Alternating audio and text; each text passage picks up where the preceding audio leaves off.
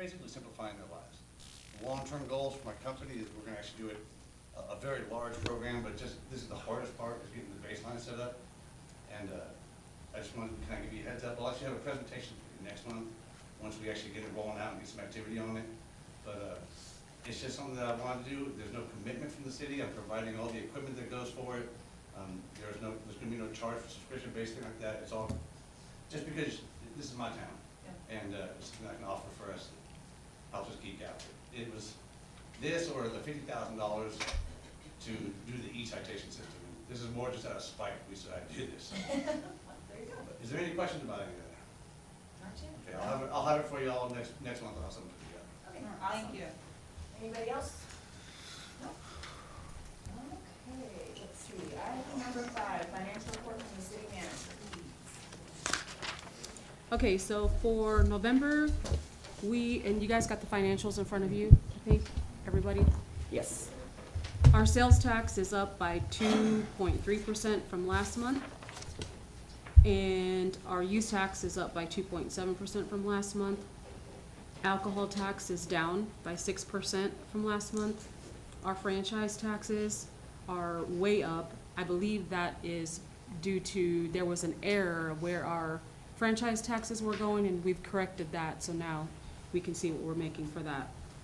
So that's why you'll see that sky high. Other revenue, we have, we're up. We had $953. From last month, we had 70. Our fines, are way up. They're, $1,935.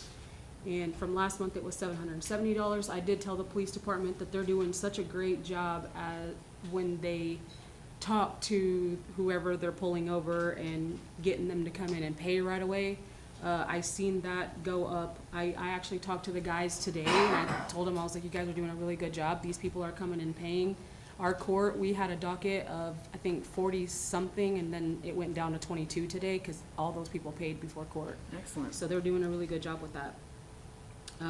I think they mentioned that it's the way that they're training their guys and the talking and the way that they said selling a ticket, I guess. It's working because they're coming in and paying. Good. And then we've got all of our transfers that we do on a monthly basis. That's not going to change.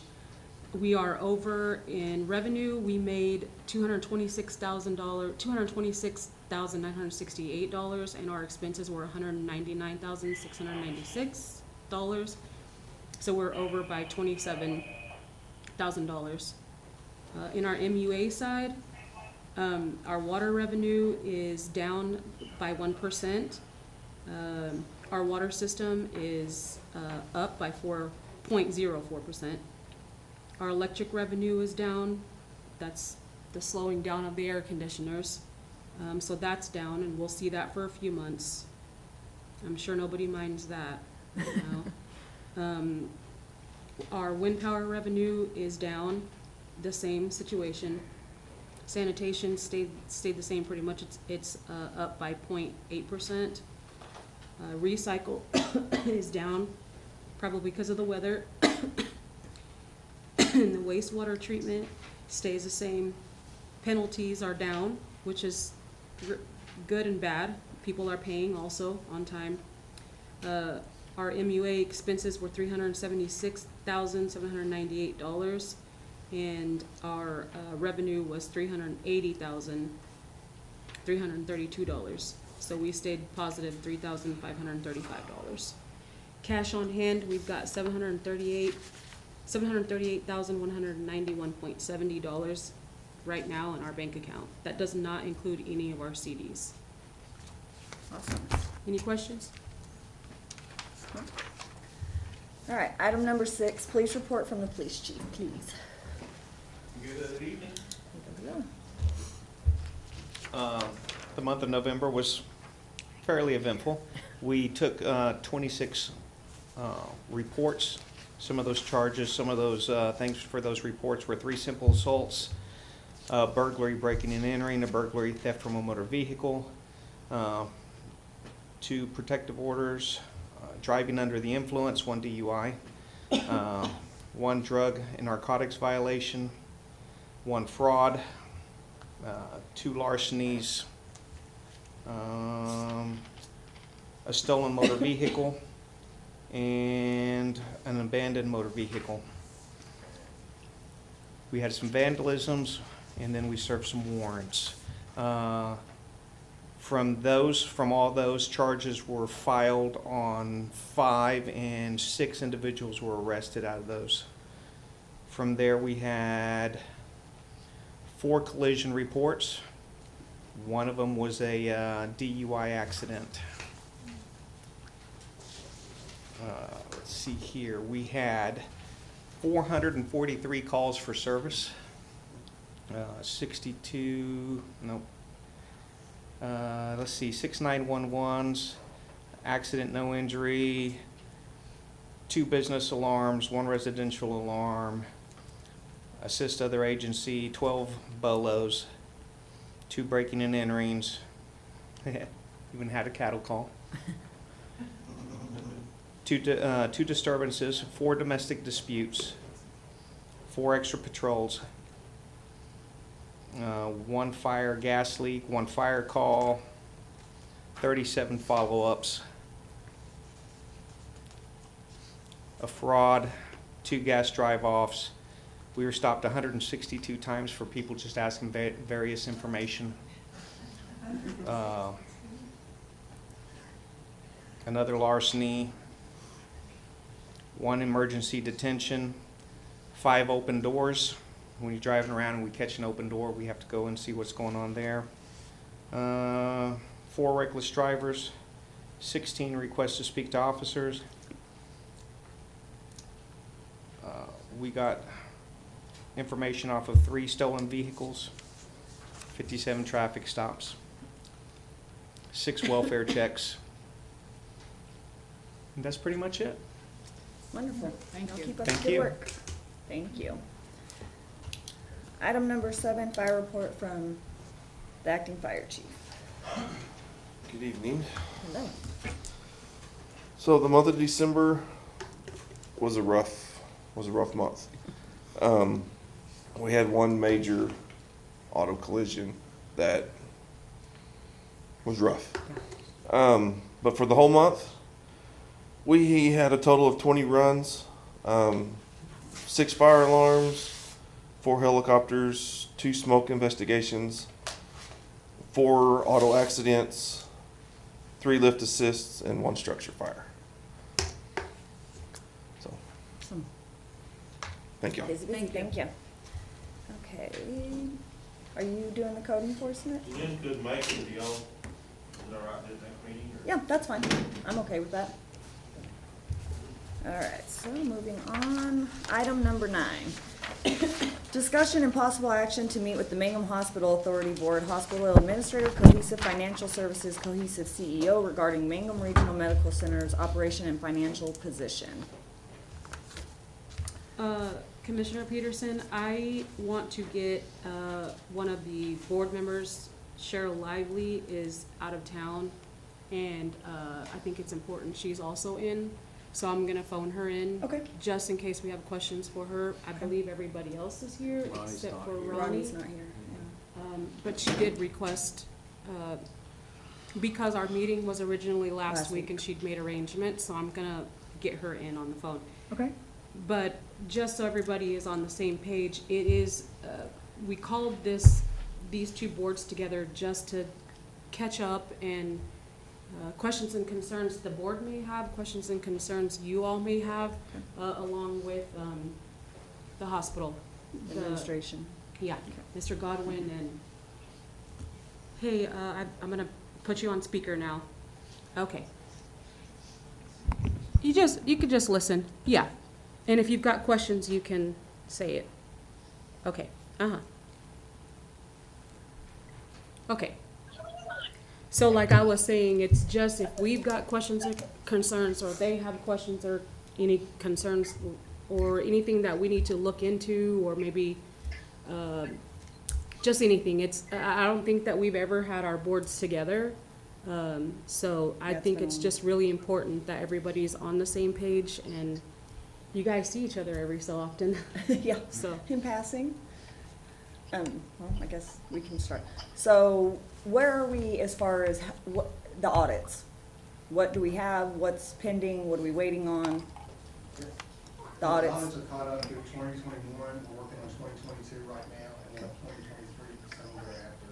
The biggest thing is when COVID, the impact of COVID had, is just finding audit firms to do that Okay, place. And so it's been, everybody's trying across the country to get caught up as quickly as they can. That's where we are. And one of the things I want to make sure is that we have every year, there wasn't an option to have it every other year once we reached a certain point, but my preference would be on it every year as well. okay, But And- we are trying, that's where we are right now. okay. And these were the audits from that point on, from the ones that were finished, Irma, that we wanted the full audit, right? Not partial? Your last one was a full audit. Yeah, Was a we're full-blown always- audit from Their that last point? one was It'll a be full audit, audit. and then in addition to the next one, we'll have a full audit and a single audit. Okay. And it's the same company that's still handling all that? QYA is the one We had to switch, that's one of the problems. I think the last meeting I was over, I think it was in November, we actually switched auditing firms because the auditing firm that we had used that did the 2021 audit basically dropped the ball, basically. So we switched to another one that does the cost reporting, so they already have all the information. So in theory, using this company to do that should be faster on both fronts. So yeah, but we had to switch because that other company just didn't do anything. Gotcha, okay. I think that the only concern that I had and that I seen, because even though I'm not here physically at the meetings, I do watch them. And I believe Mr. Webb brought that up on a meeting last month, maybe, where we just need to be a little bit more specific on the agenda and what we're signing up with, besides the company name, and, you know, we need to be a little bit more specific instead of just basic. But that's just mine, and that's just so all the board members know exactly what they're approving. And the more information that we can get, like Mr. Kendall tells me all the time, we need to explain a little bit more so everybody knows exactly what's going on and what it is. So that's my concern. I don't know if you guys have anything. I did have a question, so I do watch them sometimes online, and this has been a while, but I know I had come to a meeting, I had sat with Irma at the meeting. You had brought up getting the new med dispense. That's when you guys were going through your financials and things like that, and I know at that particular meeting, the board decided not to go that route to have the other one repaired because you guys were having to finance your guys' premiums for insurance. And that was a huge concern, but I believe it was either the next meeting or two after it was approved. Yes. Why the shift and change for that amount of money if it was such a concern a month prior? Because of the cyber vulnerability of the old server from the med dispense. We were gonna have to spend right around $25,000 for a new server for that Right. piece of equipment. And it's at end of life anyway. The company does no longer even supplies parts for that machine. So if it breaks, it's not getting fixed. So we'd be spending $25,000 for a machine that could possibly not function in a month. And we would be purchasing a Pyxis anyway at some point. And Pyxis actually gave us an extra, what you said, Kim? A little bit more of a discount since we are a small facility, and Cohesive has Pyxis at the other facilities with them. So it made it financially able for us to be able to do it at that time.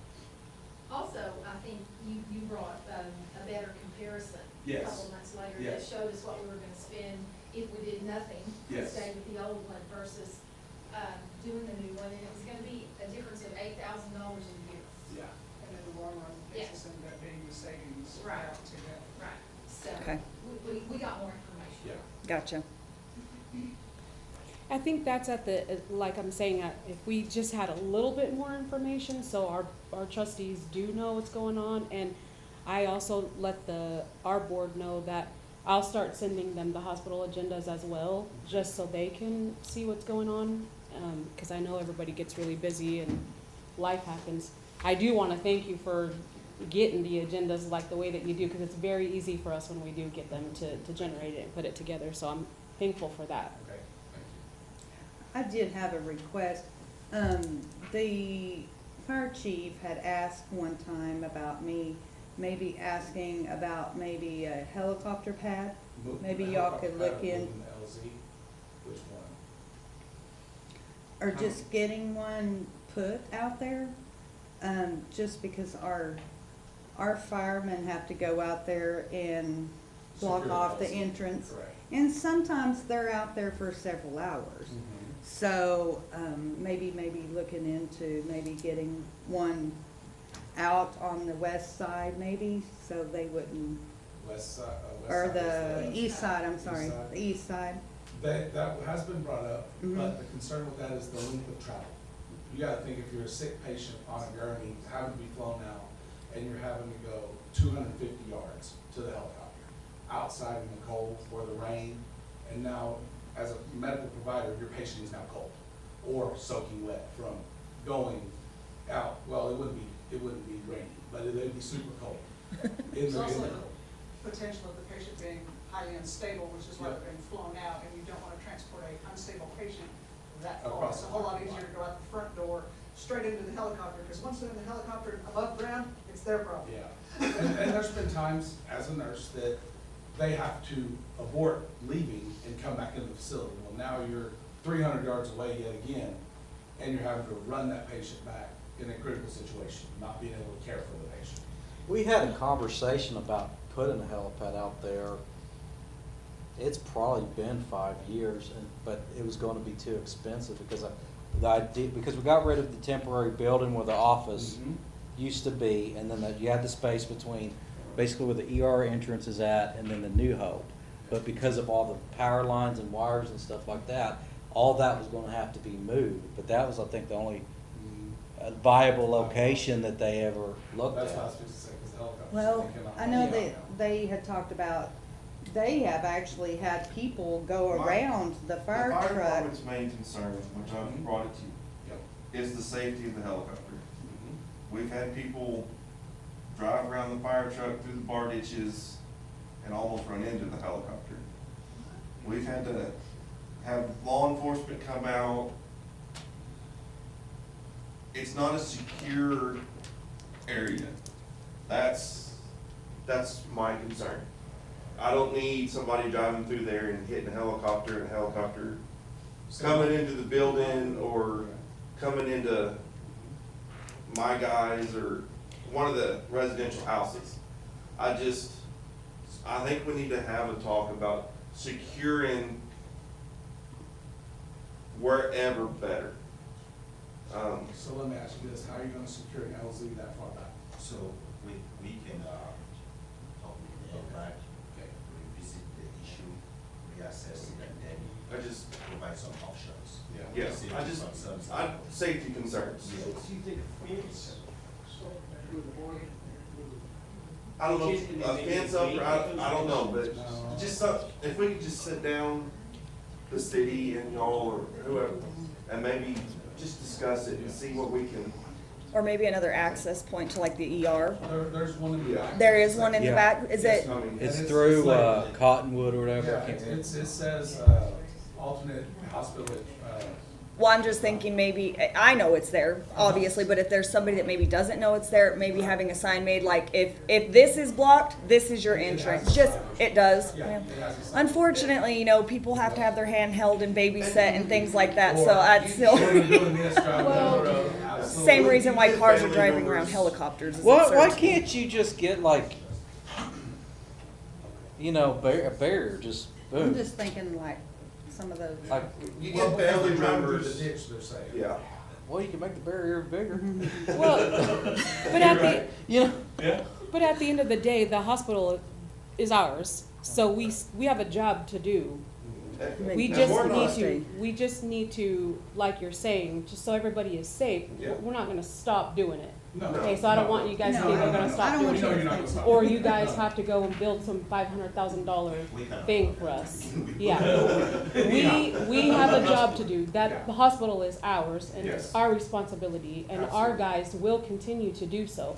But we do need to make sure that everybody is safe. That doesn't mean we stop doing it, we just need to make sure everybody is safe. So we can sit down at a later time and just, if we have to get 5 signs and put out there, you will be cited, you will get a ticket if you're going around, you know, our first responders. But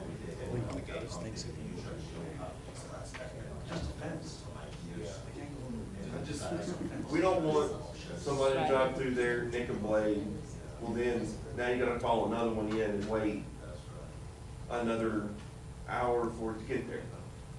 You know, it's just a safety issue, that's all we're concerned with. We'll come up with a short-term safety plan to kind of walk around currently, and then we'll kind of start devising a long-term goal on how to. You get family members that aren't thinking, and us as a fireman, I can't tackle them or, you know, subdue them. But we just want everybody to be safe. That's why the helicopter's coming in, is to take care of the patient. We don't need to try and. I think the city actually has concrete barriers that they put out for events. All the time. You could put the concrete barriers out where they can't drive through the ditch, and then you just put in and that solves that problem. Because they're not gonna move through that concrete barrier. No, not very. And then you just drop however many you need down that road, because you're not blocking anything, and then you just have to block the driveway. well, we'll just give them a ticket. It's just like going around the bus. Exactly. When they go around the bus, they get a ticket. So if you're gonna bother our first responders and you going and blocking it off and putting someone in jeopardy, then we call our police department and they get a ticket. So, We had one person drive around the bus. I don't think it's happened since, has it? I don't think so. That week, there was like 2 or 3, and that got Actually, stopped we've pretty had quick. 3 or Because that bus driver don't play. No. They come to us. Do any of y'all or the board have Really? questions for our board that you guys can think of? I don't really have any questions, but I was just gonna suggest that maybe Dennis give a brief summary of the financial goals that have been met this year as far as paying the Medicare debt and that sort of thing. Well, Sorry. one of the biggest things, I would just do a little brief. Yeah. on- Do you want to come up to the microphone? Yes, Okay, just perfect. Kind of feedback some stuff we don't know what to explain, but. And Dennis will step in here when he can. Okay. So we want to kind of give a little bit of a history of where the hospital has been and where it's going. So we've been involved with the hospital since 2019. And most of you are kind of aware of the situations that occurred when we stepped in. So between 2017 and 18, the hospital created over $10.5 million in debt to Medicare. That's prior to us coming in. What we've done is we have paid off that debt. And when you see the financial statements, you see a lot of money owed to Cohesive. And that is because we pay everybody first before ourselves. So it's a long-term investment for us. By paying $10.5 million to Medicare, we've also invested over $2.2 million in capital expenditure for the hospital, whether it's hospital-based telemetry system, and there's a big list of those. There's still gonna be losses for the hospital because this is a critical access hospital. And the way it works is we get reimbursed by Medicare for seeing Medicare patients. So if you spend $1 million and you see 20 patients and 10 of those are Medicare, the rest is maybe no insurance and other, you're getting reimbursed 48% of that. So who takes care of the other ones? So that's why critical access hospitals is very difficult to even break even unless there is like a city sales tax or some type of other funds, not patient related, coming to fund the operations. So with that, the emergency room of our hospital loses about $800,000 a year. And I'll tell you why, because we have to by law staff that emergency room with providers for emergency reasons. And it costs an average of $100 per hour per provider to be in that ER. The ER is open access. If you've seen probably 100 patients in the ER a month, you'll be lucky to see 20 of them that are Medicare, because it's easy access for anyone with or without insurance. So that's how those losses for 800,000 a year get accrued with that. So to reduce that loss, we're looking at other programs like the Strong Mind Site program to bring a little more Medicare volume to the outpatient to reduce the loss. But I want to reassure you all that you shouldn't be looking for any profit to be made in a critical access hospital, and that's not just here. We have a list of all of them and the way they're operating. So you are aware Paul's Valley just shut down today again, and there are several others. But as far as the hospital operations, the hospital is doing very well as far as taking care of its patients. It's seeing more patients in its emergency room. It's seeing more patients in the swing bed, which is the bread and butter of the hospital, and we feel very strongly about that. Cohesive Healthcare is owed about 19 million by the hospital, and I've given you the reasons why, because we've paid everybody else before ourselves, and this happened in 5 years, so it's going to take another 5+ years for us to be able to reduce what is owed to us, because now we've paid Medicare off, we've done most of the capital expenditure and stuff. So I just want to make sure everyone is prepared with that, and that if there are any questions, you all can call me, call Dennis, or anyone anytime and ask. But the hospital is not shutting down. Any questions for me?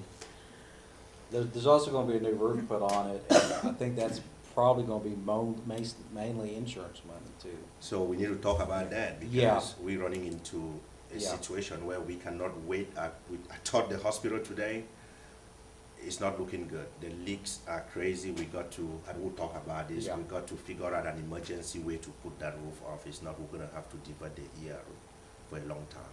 So we'll talk about that. Yeah, Yes. but, you know, because that was, we was running into who's gonna pay it, and then Cohesive ended up contracting with a third-party company that was able to assess storm damage, and the tornado that went by was happening close enough that they was able to reopen that claim and basically get, I think it was at least $500,000, if not $600,000, I can't remember the exact numbers, to put a brand new roof, which will fix all the problems, fix the plumbing, and so that's a whole lot better than the Wonderful. piecemeal that's been going on out there for years, so that's, And, you know, just with some of the capital expenditures that we said, remember when we came in, most of hospital equipments were leased.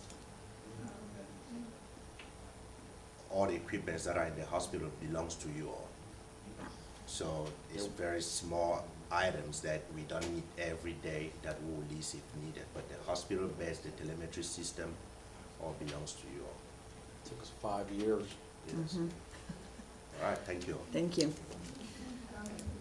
And then I think the only thing I was gonna bring up and have, Corey can kind of reiterate, I know, obviously, you guys are appointed members, you're not voted members, we appreciate you guys sitting on the board, we know that it's, you guys don't make any money to do it, and it's, we appreciate you all being there. I think the only concern, I wanna make sure, all the board members are aware of like, your presence and how many times you can miss, things of that nature. Are you guys aware that it's the same as our board? Or have you guys ever been told that, like how many meetings you're allowed to miss, not miss? I haven't. Okay, so I'll have Corey kind of iterate what the rules are, just to make sure everybody's on the same page, so that way we are aware. Because like us, we can't miss more than so many meetings, or we are forced to resign from our position. So, It's more than half the all scheduled meetings over basically a 4-month period. So the rule of thumb is if you miss 3 meetings in a row, it's kind of the rule of thumb. And then technically at that point, the board member could be removed, so, I don't, We have a hospital handbook. handbook. I can reissue them out and get you guys a copy. And I believe we have an electronic copy, so I can email you guys an electronic copy just so you can know that information also. awesome. Okay, anybody else? Do you guys have any Questions, questions? concerns? Well, we appreciate you guys coming, Thank you. and we want to try to do this, and I know that everybody's busy, we know your board's busy, we know you guys are obviously busy, I know you came in, I'm aware of that, but we would like to try to get the boards together, even every 90 days, something, just to touch base on stuff, whether it's at a meeting or, you know, even if it's a one-on-one, however we need to do it, just to make sure our boards are conducting business together regularly. We know what the hospital's doing, you guys know what we got going on. If there's any questions or concerns, we can hammer it out then, just to be more involved with each other's boards, so we kind of know what everything that's happening, so. And Well- you guys should all, I think everybody's got my cell phone numbers. If not, I'll email everybody my cell phone numbers. And that way, if you guys have questions and you need me to contact a board member, Are we saying we're gonna have a quarterly It meeting, do- which we need to all be here? It doesn't have to be. I'm just saying we want to make sure we stay more involved, our boards together, so that way we are more, it's more transparency for the community, for us. That way people know what's going on in the hospital, not just us, not just y'all. Just to kind of clarify what's going on, do we wanna have like a quarterly, like, update in terms of, we bring in, you know, Kelly, the CEO, and give a brief financial statement and a brief update, hey, this is what the hospital. We can do it like we do our police report I and actually our brought that code up, I enforcement. think, If that's to easier, you. send one guy and he can bring us in the last 90 days any changes that have happened or whatever, and that'll give us, if we have questions we have, they Like can a get 90 answered. day, Yeah. like a quarterly financial statement. It doesn't have to be the whole board, just so that way we're all just kind of in tune with each other. That's all. I think the idea of the financial statement is good, but Yeah. I think the idea of maybe a little bit of financial and a little more about the care that the patient are getting is, I think, what is more important. And that's incredibly important too. Yeah. We can always email the financials to anyone that needs it, so. Yeah, just anything that's happening new, what's right, yeah. happened in anything that's 90 days. happening, Just a recap, I guess, a quarterly recap. I did talk to Mr. Kendall about that, and I said, you know, if you can even come and we can put you on our agenda and you can inform the board of what's going on, and We do that at most of our other hospitals with the city, so. we should, like Commissioner Peterson saying, we need to do it a little bit more often because we just don't see each other very often, and, you know, it's our hospital and we need to be in tune as well, as you guys need to be in tune with us as well, so. Awesome.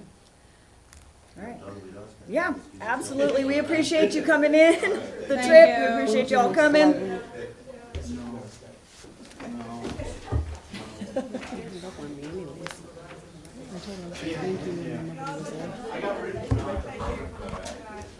Thank you, appreciate it. Thank you. I'll be in touch with you. Thank you. All right. Okay, moving on to item number 10, discussion and possible action, or actually, I guess we're just, no action on number 9.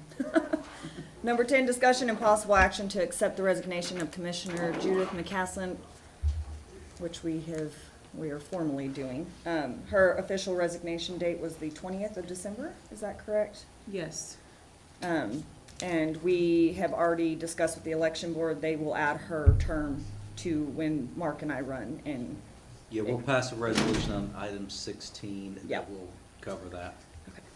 so, a motion on number 10. I'll make that motion. I'll second. Call for vote? Chapman? Yes. Peterson? Yes. Huckabee. Yes. Item number 11, discussion and possible action to review and accept the best quote for fleet management GPS devices from the city manager. I'm sorry, y'all, I'm still a little bit sick. So, a couple of months ago, we talked about getting GPSs in our vehicles, and those are just the quotes. Okay. You guys told us to go ahead and pick the better one that we want to work with, and we just kind of wanted you guys all to see which one before we move forward. I still have some questions for them, but I just wanted you guys to see the quotes. Okay. So there's not anything, we're not ready to accept any of their quotes yet, right? Those are the three that I would choose from. Do you want to So- talk to them more I and put do it on want to talk next to them a little month bit more, yes. to accept her? Okay. I also want Steve and Chris Halford in it as well when I do talk to them, Okay. in case they've got questions for that. All right, so, no action. Item number 12, discussion and possible action to allow the Mangum Police Department to enter into a memorandum of understanding with the Oklahoma State Bureau of Investigation to be a part of the Oklahoma Internet Crimes Against Children Task Force, including the purchase of a designated computer costing no less than 2,000 and no more than 5,000 to be paid with the Purple Wave funds and reimbursed by OSBI. Chief Tate Olson. Close. Well, whoever. So, we passed out and set up for y'all the laptop. I kind of fished around a bunch. I recognize that it's a gaming laptop, but if you look around, that's really the only way you can get the horsepower you need out of a mobile system. Being ICAC, it's gonna be a mobile setup, it's literally only allowed to be used for ICAC cases. I can't even use it for other police department stuff. Because of that, we were actually purchasing a laptop, and then they agree that they'll of course review it and go yes, and then they'll actually reimburse us for the expense. So it's only a temporary expense out of our Purple Wave funds. It won't be out long-term, and like I said, I don't think I can state this enough. It's an important thing to me. It's really, really big. It's underserved in a lot of places, and any member you can find in law enforcement that can work with ICAC and can stomach the work we do and has the technical knowledge for it, it just helps out the larger picture. And so that's all I'm asking for, is just a chance to help us out. Does anybody have questions? Do we have a motion? I'll make the motion. I'll second. Chapman? Yes. Peterson? Yes. Huckabee. Yes. All right, item number 13, discussion and possible action to approve payment of invoice 4580 to Janet A. Walker, CPA, PLLC, in the amount of $8,500 for the final payment of the 2023 audit. So this is another invoice for our actual final The audit. final audit. They've already got they're gonna present next month, by the way, and, this is an invoice for her to start on the new one, to get it completed by next month. I was gonna hold off on it until she actually completed it, but she emailed me and she said, get it or you won't get the. I want my done." money or I'm not working. Yeah, That's how those accountants are. yep, Well, so that's for that. But they will be presenting the 2 years next month. They did finish the one that they were behind on, they already turned it into the state, and we did get back our gas taxes for that because they were holding those out until they Right. were completed. That's done, we're receiving that money now. That's also why that was a little bit higher in revenue. But the later one, 2023, 2024, she's almost done with it, but I think she slowed down when she didn't get her payment, so gotcha. we need to Alright. send it. We have a motion for number 13? Yeah, I'll make the motion. I'll second. Call for vote? Chapman? Yes. Peterson? Yes. Huckabee. Yes. Item number 14, discussion and possible action to approve the request from Greer County to waive any late fees or disconnect fees due to the requirement of approval of the Board of County Commissioners before any bill can be paid. What? Okay, so I've been working up front every day, Monday through Friday from 8 to 5. I'm up front. And I started looking at the cutoff list and the penalties, and Greer County was excluded from it. So I started asking, why is Greer County excluded from Paying no penalties. disconnects or penalties? And they informed me, Greer County informed me that they had something set up prior, before me coming in, where they didn't have any disconnect fees or late fees, or penalties, due to the billing cycle that they have. She sent me an email of how the process goes. They have to have their meeting, they have it every Monday, and the third Monday is saved for just payroll, or, going on and on. So I said, I'll put it on the agenda to see if we can waive this. I don't know why they wouldn't be able to not present this in time, but they gave me a huge explanation as to why. I thought it was on here, but I don't think they put it on here. But it is the way that their billing cycle is. Corey, is that even legit for us to do? Well, the thing is every municipality that I represent, sometimes they even arrange a meeting. And that's why a lot of meetings are at the beginning of the month. Because a lot of businesses that you deal with, they assess late fees after a certain day. And so I have towns that have to pay late fees every single month Same. because of where our meeting falls. And so, some move their meetings up, and some moves them back. But, And some of them just go ahead and prove to pay the bills that are gonna be, yes. Municipalities and counties have to pay late fees. I mean, I'm sorry they meet every Monday, and I'm not trying to be insensitive to their position, but they meet every Monday. Our So is their utility, prerogative is that they meet every Monday, but they don't do payroll till the third Monday, and that's why they can't pay penalties, because it's going to be late? Because if that's the case, then why can't they move their payroll to the first Monday meeting? or at So least it's not late. approve the utility bill early Well, that's on, what I'm yeah. saying, because it's not due till the 10th. So if they approved it even on their first or even second meeting and did that section then versus then their third meeting, Yeah, I mean, they could have approved it on the 6th, the 30th, the 23rd, I mean, those, the last three. She sent me a detailed email, and it says, every bill that passes through the county must be put before the Board of County Commissioners at one of their meetings. Which is just like us. Most generally, there are 3 meetings a month where bills are paid. All meetings are on Monday mornings at 9 a.m. It depends what day that Monday falls on as to what day bills are paid. Sometimes this date may be close to or after the 10th of the month, rendering bills past due. All invoices have to be encumbered by a purchase order and must pass before my deputy, me as a purchasing agent, and all 3 commissioners. Then once warrants are printed, they have to have signatures of the commissioners, chairman, me, and the treasurer's office before a check can be returned to the billing entity. The last Monday of the month is for payroll. There are no bills paid at this meeting. I am not sure. Oh, that's what she said.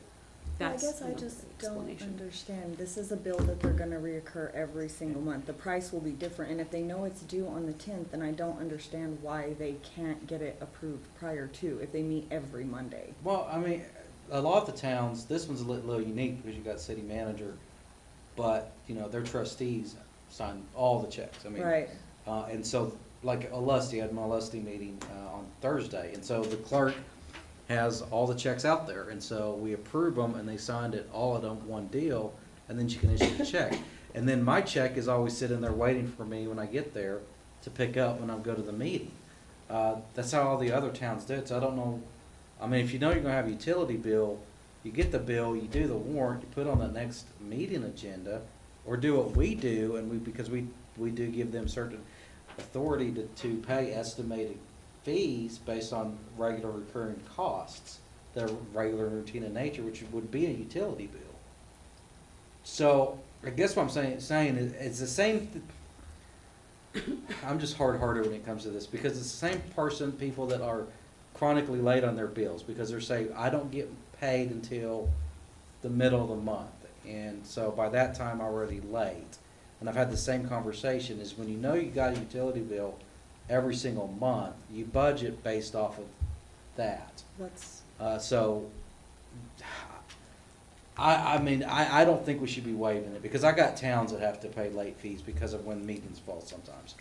And I think they can make an adjustment to their system, because the utility bills always go out at the same it's time. always been that way. And they, I mean, what, and let's say even if it went out the 1st, I mean, they would have met on the 6th, you know? So I don't know, that's just my thought. So maybe we reach Is out there to ever, for them. instance, when they don't get the bill in time? Well, if nobody gets their bill in time, in those instances, it's usually more of a system-wide thing, and we've voluntarily adjusted Yeah. everybody's schedule. I guess what I'm saying is, I don't know why we're making the Social Security grandma that's raising her 16 grandkids on a fixed income to pay their bill on time, but then the county, we're gonna give them special treatment, say, you're right, county, you don't have to pay your bill on time, we're gonna waive your late fees and disconnect fees. That's just my opinion. And I don't even know if they pay for the water for the trees, but I think we already given that. So, So I think we need to contact them and be like, you guys need to figure out a way to change it to where the bill's being approved at the first meeting of the month. I mean, there shouldn't be a reason. If they're doing it all throughout every meeting, they know it's been the 10th forever. it's always the 10th. That's what I'm saying, it's always been the 10th. There is never an excuse to have a late bill when you know when it's due, whether it has to be approved or not. So, Yeah, that needs to stop. They need to change their scheduling and make sure that their bills are paid on time. We have a resolution in place that we have Correct. every year where we say, you know, are we allowed to pay these so we don't get a penalty, so they might have to do something different. I seen it when I was up front and I was questioning my clerk as to why they were excluded. And, nobody had an answer for me, and then when they got the late fee, they called and they said, hey, we had something set up with the previous city manager, and I'm, not this one, I'm not approving I mean, anything. As far as public finance, you can authorize people to make regular routine payments. Payments. Because, you know, things that are recurring in nature, that's regular and, you know, ordinary in the course of business, which is, you know, that, y'all, Okay. utility bills is one of them, I'm sorry. I don't know, I just don't know if you can make an exception for a government entity, to waive fees as to them, because we'd have to follow our policy, because if you don't follow your policy, that's what gets you in trouble with the auditors, and so, I mean, Well, not to we're, mention the community and everything else. I mean, it's, Mm-hmm. they're like, I can already see everybody's ears on fire right now, the second they heard that. Why don't they Yeah. have to pay their late fees? So, so we need to make a motion for our manager to contact them and inform them that they need to come up with, or they need to have this on their first meeting of the month to make sure it's on time. Otherwise, they will start accruing late fees. because what time do bills go out? We had bills out on the 24th. So they go out the 24th, so it takes, let's say 3 days for mailing, because that's the mailbox rule. So that means people get their bills would have got their bills by the 27th, which means they could have had it on the 30th or the 6th. So they've had 2 weeks, at least 2 weeks to pay, 2 meetings in that time frame. Yeah, that's crazy. Okay. So I'll make a motion for you to contact them and just let them know that needs to be changed. Otherwise, going forward, they will start accruing late fees. Okay. We just Second.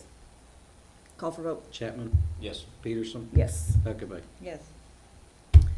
Okay. Item number 15, discussion and possible action to approve joint resolution number 2025-0107-1, amending the fiscal year 2025 annual budget for the general fund, general revenue fund, MUA fund, fleet management fund, airport operation fund, general government service fund, municipal pool fund, and the MUA capital investment fund.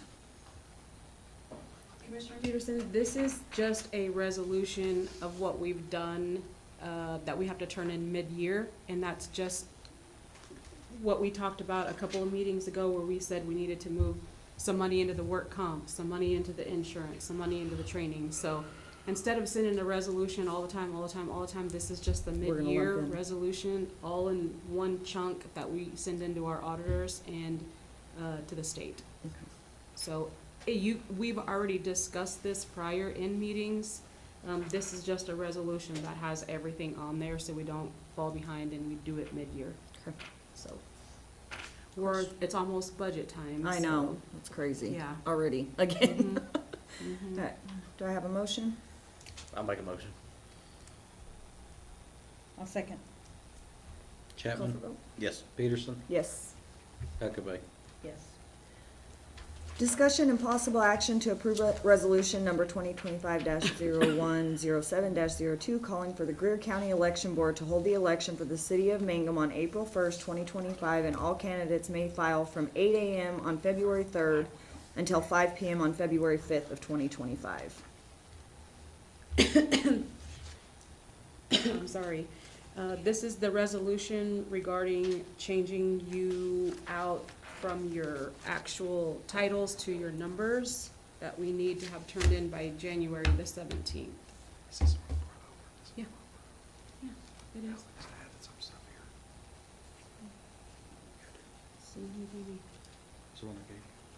So are we reissuing numbers since we have a... Basically, what we did is, what we have is a resolution that essentially calls for election like it is. Commissioner 1 and 2, which is Dixie and Mark, is going to be elected a 4-year term, and then Judith's position will be elected to a 2-year term. Okay. And that's all that we need to do, so. I'll make a motion. Second. Call for vote. Chapman? Yes. Peterson? Yes. Huckabee. Yes. I've been called worse.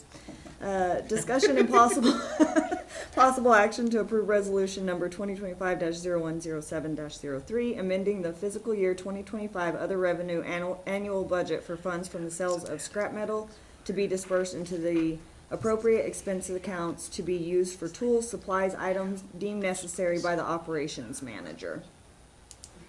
Come on up, Steve. All this is scrap metal and stuff I've been picking up on our properties, taking and selling it. We currently have $3,500 that we've sold this junk.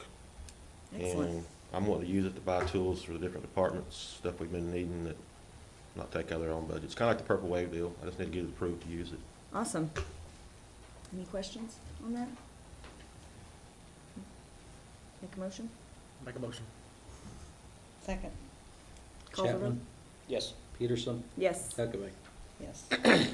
Okay, discussion and possible action to enter executive session to discuss the employment, hiring, appointment, promotion, demotion, disciplining, and resignation of any individual, salaried public office, or employee, specifically to review the performance of a city clerk in accordance with 25 OS-307B1. I'll make the motion, go into executive session. Second. I'll second. Call for vote? Chapman? Yes. Peterson? Yes. Huckabee. Yes.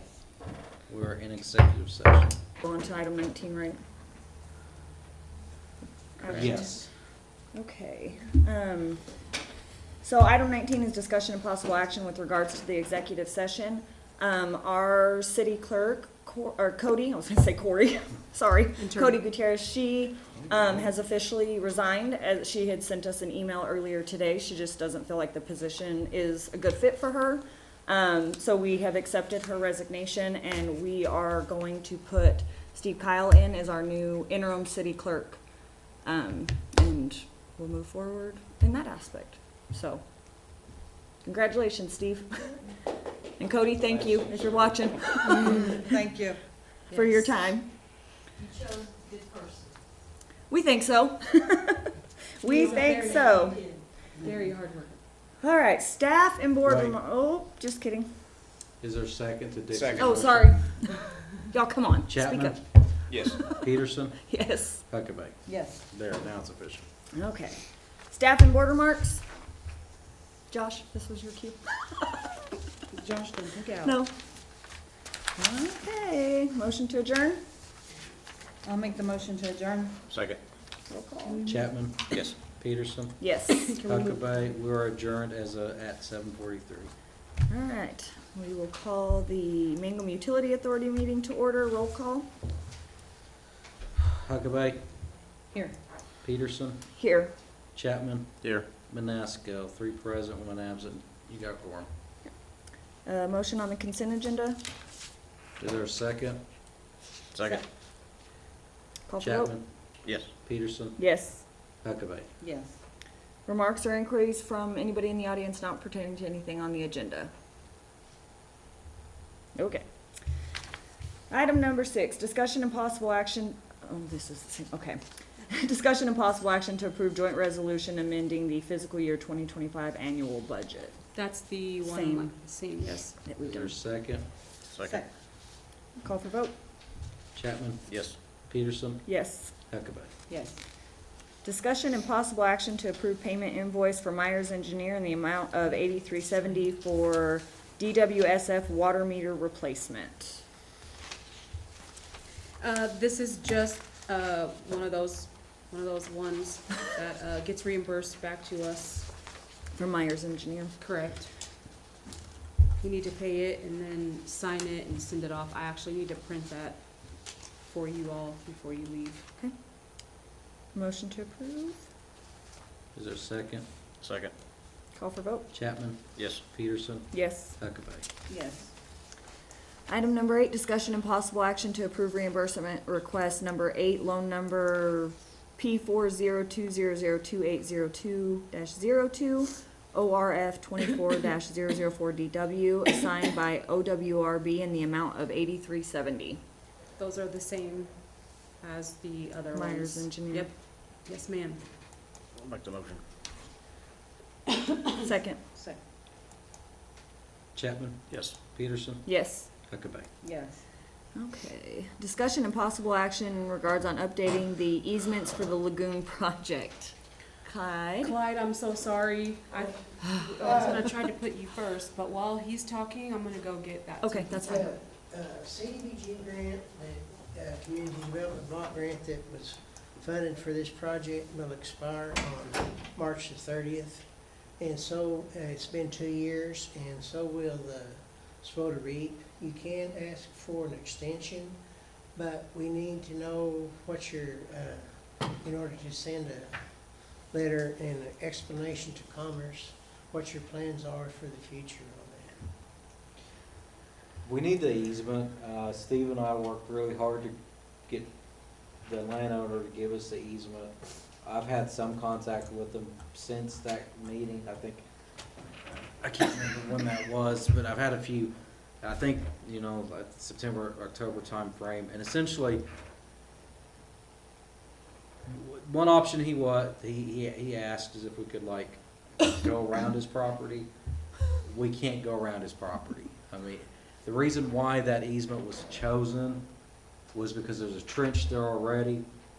And the concept was, they're gonna lay the pipe in the trench and just cover it up, is essentially how the project was supposed to go. So we don't have the money in the project to go around.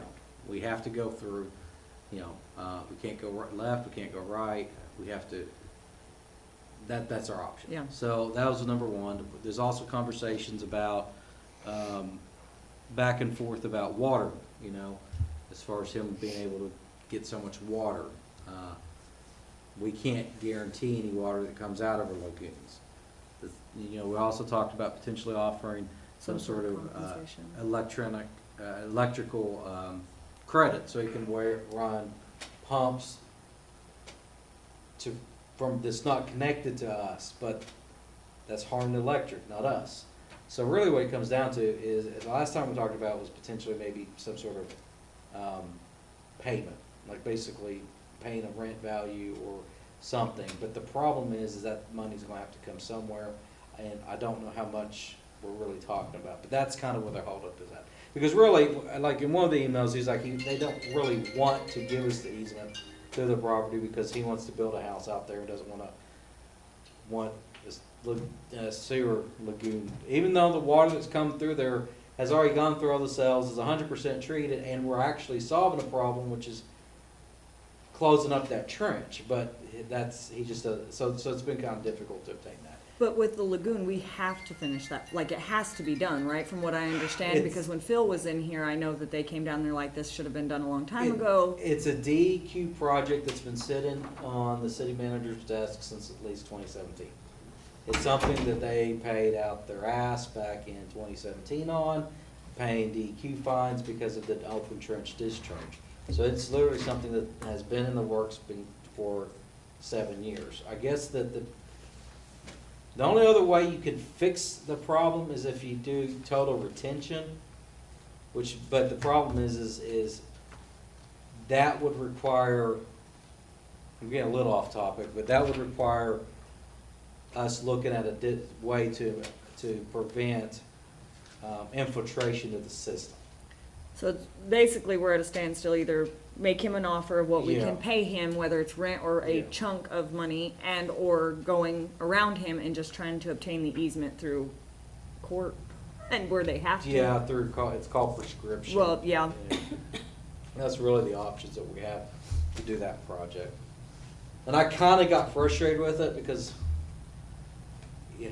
this is typically something done in the initial phases. You don't get to where you already accepted a Yeah, project. we had the about cart to- before yeah. the horse again. Yeah, so I've kinda grown frustrated with it, but that's It kinda used to what. be fine for it to be open part of the way, years ago, didn't it? Yeah, well, DQ's funny, and I think that's only one of the reasons SWOTA stays in business is because DEQ changes their mind every 10 years or something. Yeah. I feel like He's most like, of no the comment. most of the grants that goes through SWOTA, I feel like is fixing up a DEQ complaint. I mean, this was getting beat up the last time I was on commission.